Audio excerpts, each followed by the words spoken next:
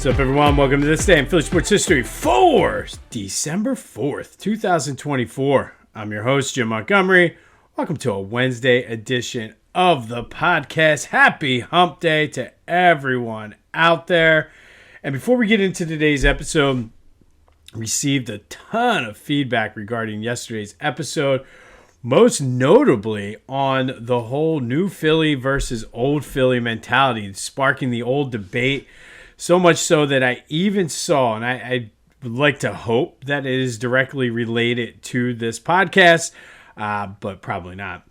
But Spike Eskin was lecturing on the dangers of anointing this Eagles team as a Super Bowl contender, talking about what we did with the Phillies and how the team believed it, this, that, and the other. And that right there, that is why we need to switch the attitude. That is an old Philly loser mindset. The fact that we were talking about that Phillies team going to the World Series had nothing to do with them shitting the bed the way they did.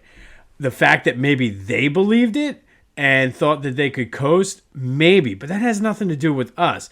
And the difference between the two teams, and this is probably going to get even more feedback, is the coaching. For whatever reason, they went in there with like, if we don't go to the World Series, and we're going to go to the World Series, and if not, it's a bust, anything less. And I think when they started off so hot, they believed their own hype. Nick Sirianni is not letting this team do that. And I know a lot of people are still down on him, but this dude has this team bought into whatever he's selling them. And I think that is the difference. And truthfully, as somebody who lived in Philadelphia for almost 20 years, I think I have a good handle. As fans, we always look for doom and gloom. And if you look, this podcast is predicated on the history of Philadelphia sports. It's not been good when it comes to winning championships. So I get it. I absolutely get it. But I think sometimes we get so caught up in what probably is not going to happen or what could happen that we don't enjoy the moment. Enjoy this Eagles team. That's the point I was trying to make. Enjoy it. Have dreams of going to the Super Bowl. Are they going? I don't know. They might not. They might. Who knows? That's the whole joy of it. Don't lose out on the joy of being a fan because you're scared of what might happen. That's the old Philly mentality. Don't expect that the worst is going to happen. It may well do it.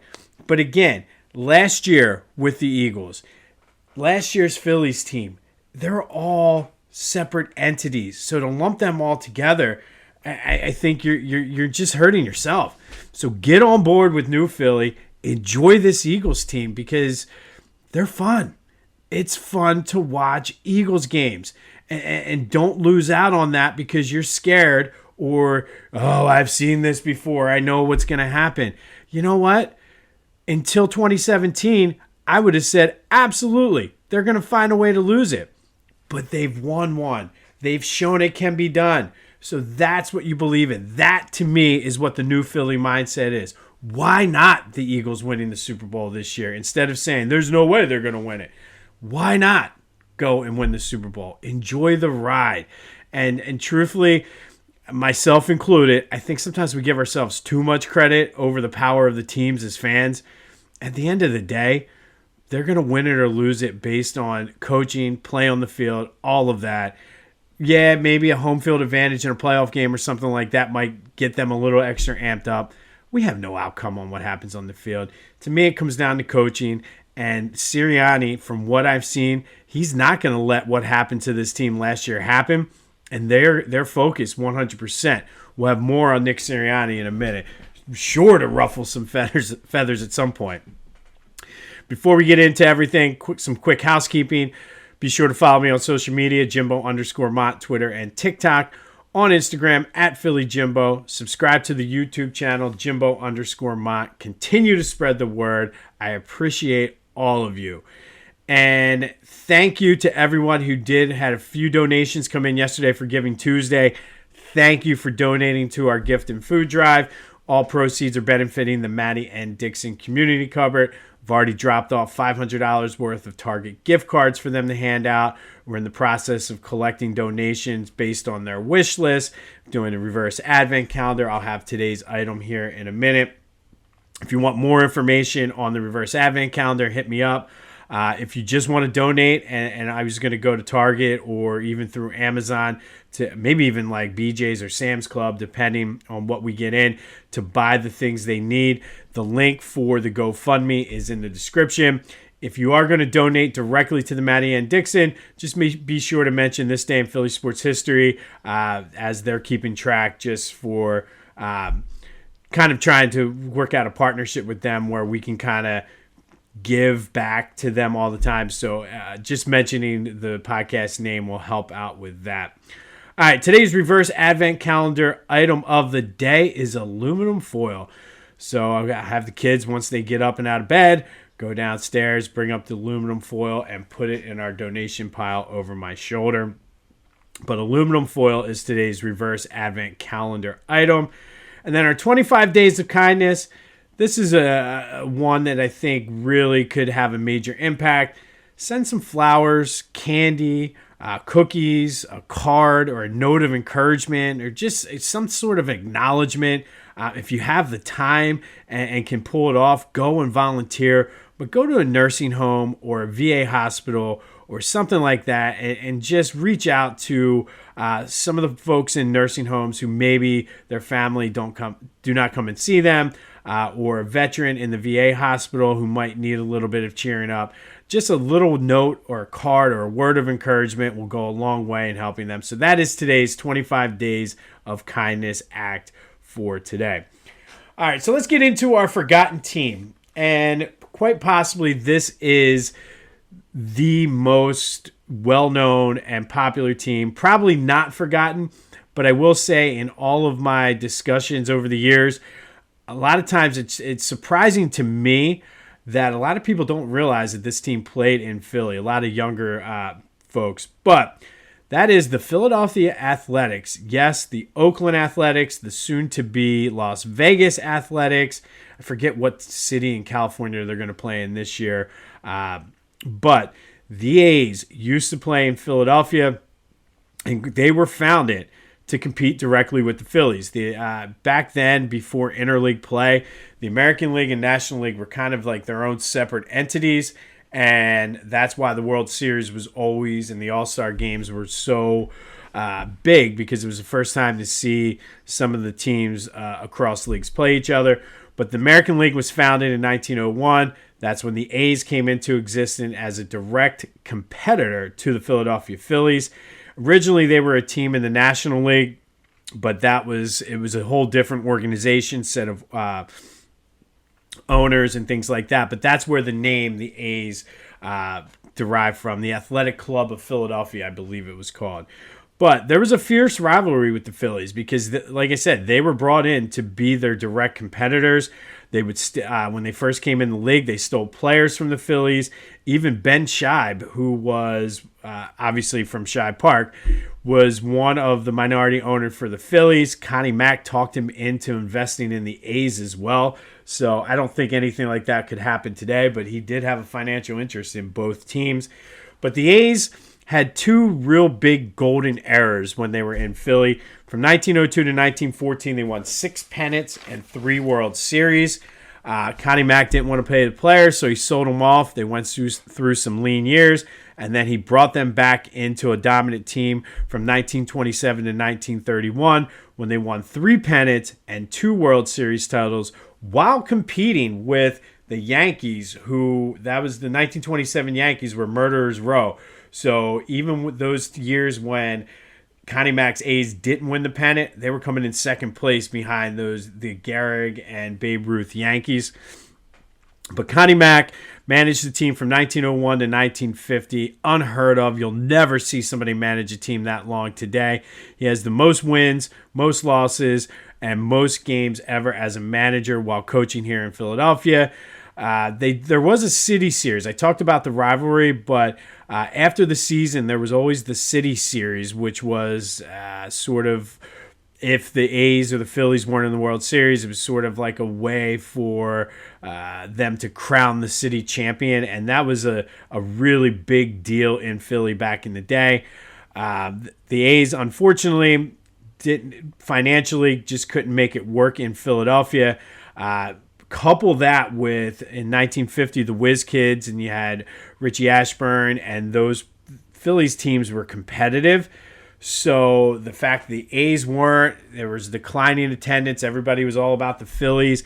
That helped lead to them leaving town and going to Kansas City. And it's a shame because if you look at the history of the A's, I'm not really sure what happened to them in Kansas City, but the whole situation in Oakland fighting over money and this and that wasn't too far off from what happened here in Philly. And I always wonder what would have happened if the A's were better and if the A's stayed and the Phillies left. It's kind of one of those weird crossroads, butterfly effect type things, that what would have happened if the A's stayed in Philly and the Phillies were the ones that moved to Kansas City. But to this day, the Philadelphia Athletics still have the most championships of any team professionally in the city of Philadelphia.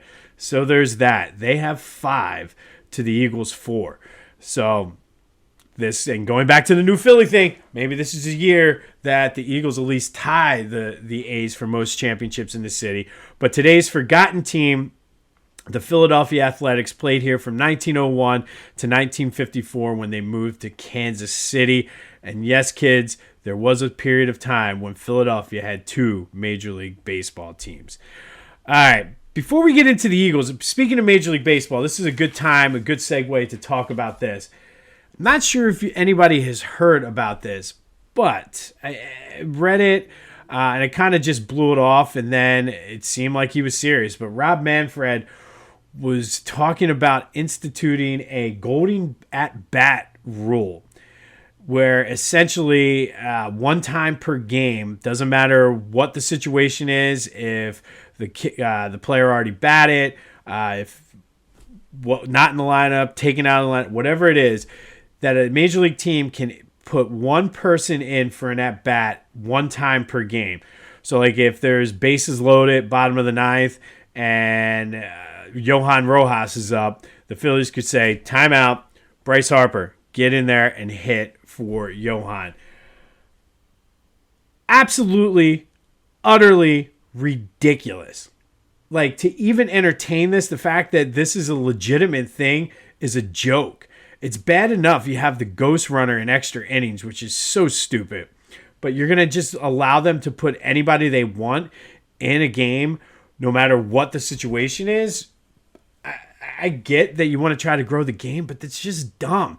It's like Savannah Bananas, Rock and Jock.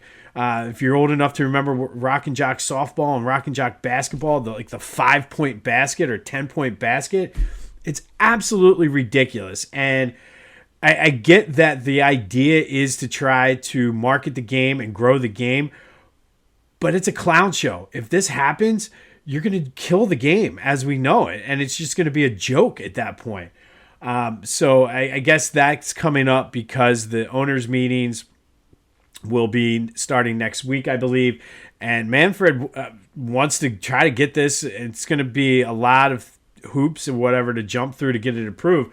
But once it's in place for next year, absolutely a clown show. Like that to me, then it becomes the Savannah Bananas, the Harlem Globetrotters, Rock and Jock, things like that. It's not really a competition. It's just fun. It's entertainment. And if that's what you're going for, that's fine. But that's not Major League Baseball. That's not what we want to watch. And maybe I'm wrong. Let me know your thoughts on that. Maybe I'm way out of line with this. I like I said, I think the ghost runner in extra innings is stupid. And the fact that you realize it's stupid because you don't do it in the postseason. If you really believed in it and thought it was a good idea, you would do it in the postseason too. And I wonder if this golden at-bat rule, like, are you going to do that in the World Series? But Game 6, bottom of the 9th, tie game, elimination on the line, and all of a sudden now you can bring Juan Soto or Shohei Ohtani to the plate? Are you going to allow that for postseason? Because you don't allow the ghost runner. I don't know. Let me know your thoughts on the Major League Baseball golden at bat rule proposal, which is absolutely ridiculous. All right. Enough about that. Let's go back and recap yesterday's question of the day. I asked you, over the next 5 games, how many games you think the Eagles are going to win?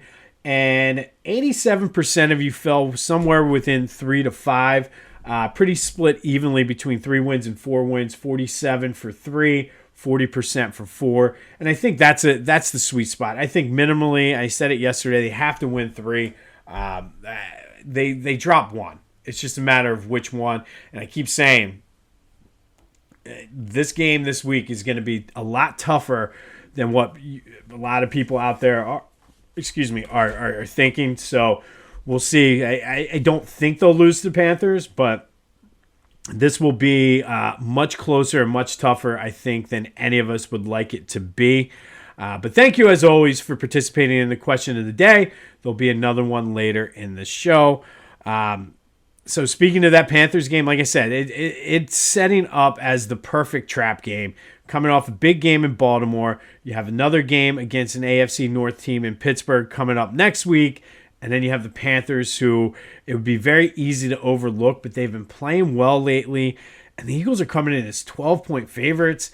I get it, but man, this game worries me. We'll have more later in the week with our pick and everything like that. But this is the time of year where, especially teams like the Panthers, these guys want to put stuff on tape, non-preseason stuff on tape, to show that they can play against an NFL competition, and you're playing one of the better teams in the league. They're going to be balling out. So this is going to be a much tougher game, I think, than what we will anticipate. Vic Fangio spoke to the media yesterday. He was asked about Jalen Carter being held, and are there any plans, or do you have any ideas on how to help him fight through that? And essentially said, I don't know, got any ideas? But he did acknowledge that it's bad. He spoke about one of the egregious plays where he was basically tackled and there was no call. With all the talk about this, my hope is that somehow the NFL is listening and they might be keeping a bigger eye on what's going on. And we might see more holding calls down the stretch, which would be huge. Because truthfully, if you watch any of the replays, like I watched like a lot of that second half, he gets held every single play. So maybe the refs will start noticing with all the talk about the missed calls and everything like that. There's a big game tomorrow night, Lions-Packers, impacting the seeding. We will be rooting for the Packers so the Eagles can get into a tie with the Lions for the 1 seed, and then put even more emphasis on the importance of winning every game and playing hard each week. And I mean, that's going to come down to Sirianni. And there's been a lot of talk about him getting a contract extension, and people for it and against it. And I'll be honest, right now I'm going to toot my own horn. And this is not something I do often, but a few weeks back, I was talking about how Sirianni deserves credit for this turnaround. And all I got was, oh, it was the Giants, and it was the Bengals, it was this. But the job he's done is outstanding. And at the same time, giving him a contract extension now versus the end of the year, it's not going to matter. It is not going to matter one bit. However, if you offer him a contract extension now, that shows as an organization you support him. And with all of the shit that happened last offseason, how some of the stuff happened the beginning of this season and things were being questioned, I think that will go a long way in rallying this team together. Because then it shows the players that you believe in him as much as they do. And that, ordinarily, I would say just wait till the end of the season.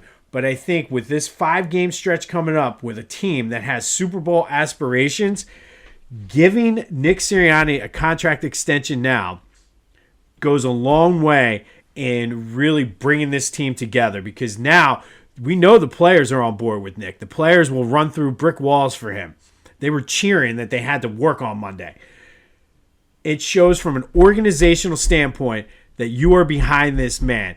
The players will see that. The players aren't dumb. They know what was talked about last offseason. They know what some of the stuff that was said beginning of this season. By you giving him a contract extension now for this stretch run, that's going to even get those players to play that much harder for him. So I'm on board with extending Nick Sirianni. I'll be first to say, I think I've already apologized because I was hard on him. But I think a lot of folks out there, you need to come over and realize we got a pretty damn good coach. And you do have to take the good with the bad. And I talked about it, I'm not going to get into it, weeks ago with Andy Reid and time management and all of those other things. You take the good with the bad. He's going to be a loose cannon sometimes. He's going to say some goofy, wacky things sometimes. But all he does is win. And I think by extending him now, you're sending the message to the team that this is our guy. Let's go get a Super Bowl. So go ahead. Let me know what you think. I'm sure there's going to be a ton of feedback about that because the Sirianni hate out there is real. Be sure to check out Philly Goat. Get some Christmas shopping done. They have a ton of Saquon Barkley stuff. So my brother-in-law is a Penn State guy. Loves Saquon Barkley. They have a ton of Saquon Barkley tees and hoodies. Bought some for my nephews. And they got you covered. Kid sizes as well. Coffee, coolers, whatever you need. Go to Philly Goat. Use the promo code Jim Montgomery to take 10% off your order. That's phillygoat.com. Promo code Jim Montgomery to take 10% off of your order. And then check out my boys at the Clashing Conferences podcast, wherever you get your podcasts, as well as on YouTube. Doing good things for college sports right now. The NFL is winding down. Good listen, so go check them out. I almost hate to mention this and bring down our good vibes here, but the Sixers did play last night, and they did win. 110-104, 2 straight wins. Paul George had 29 points, looked like the old PG, but that's just surface level. This team had a 19-point lead in that game, almost lost it at the end. So it took some clutch shots by Tyrese Maxey for this team to beat the Charlotte Hornets. So yeah, they won. Yeah, it's 2 straight. This team is bad. How do you blow a 19-point lead to the Hornets if you're a good team? But, I mean, also, too, the 2-game winning streak was against the Hornets and the Pistons, not necessarily the Knicks and the Celtics. But here's that. All that leads to today's question of the day. Do you care about the Sixers right now?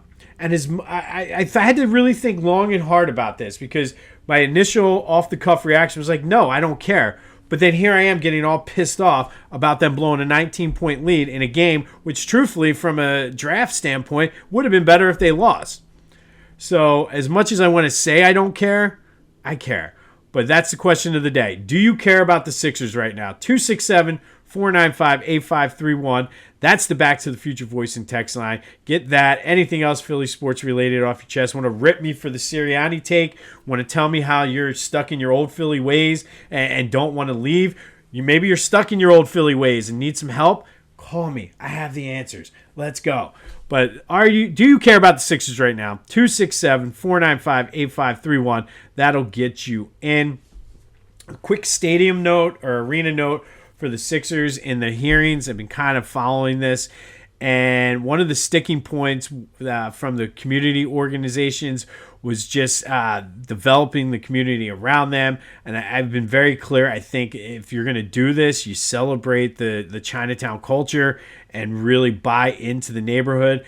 And the Sixers, to their credit, did seem willing to put more money into that pot to help develop the community, which leads me to believe they're 100% dead serious about putting the stadium there. And if that's all it's going to take, I think that's really what the community was worried about. What's going to happen to the community when this stadium, especially during construction. So if the Sixers are going to put up more money, I think it's just a matter of time before this stadium gets approved. But we'll continue to cover that as it comes. All right, today we're going to go back to 2006, and the Eagles, ironically enough, welcome the Carolina Panthers to the Link for Monday Night Football. Jeff Garcia was making his second start, filling in for Donovan McNabb, who injured his ACL. And Garcia did not disappoint, threw for 312 yards, 3 touchdowns, including a game-time fourth-quarter touchdown to downtown Reggie Brown. Brian Dawkins then followed that up with an interception of Jake Delhomme to set up David Akers' go-ahead field goal. With the Panthers then driving already in field goal range, it was Lito Shepherd stepping in front of a pass intended for Keyshawn Johnson in the end zone with 24 seconds left to seal the win for the Eagles. And this was a huge win because it was the first of 5 straight wins for the Eagles. 3 in a row, 3 of them on the road within the division. They went Washington, Dallas, the Giants, or I forget what the order was, but 3 straight division road games. Eagles won 5 in a row, unexpectedly won the NFC East, went on to beat the Giants in the wild card round before losing to the Saints in the divisional round down in New Orleans. That was the hit game where Sheldon Brown had the monster hit on Reggie Bush. And all of that started on this day back in 2006 when the Eagles beat the Panthers 27-24. When Jeff Garcia led the way and the defense stepped up, intercepting Jake Delhomme twice in the fourth quarter, sparking a 5-game winning streak en route to the NFC East title. Be sure to let me know your thoughts on the Sixers. Do you care? Does anybody care? Reminds me of the Chicago song. Does anybody really know what time it is? Does anybody care? Does anybody know what the Sixers record is? Does anybody care? But that's on the Back to the Future voice and text line 267-495-8531. Let me know your thoughts on that. Nick Sirianni, the Major League Baseball golden at-bat rule. Everything is fair game. Do you think the A's should have stayed and the Phillies should have gone? I've had some people tell me that over the years. Let me know your thoughts on everything as we approach the big game on Sunday. Eagles-Panthers. We'll have more of the breakdown as the week goes. Be sure to donate to our gift and food drive if you have not already.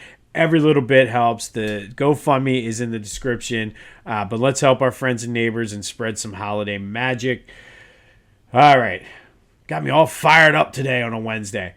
This has been This Day in Philly Sports History for December 4th. Not September. December 4th, 2024. My name is Jim Montgomery. Go have yourselves a Wednesday. And until next time, I'll see you when I see you.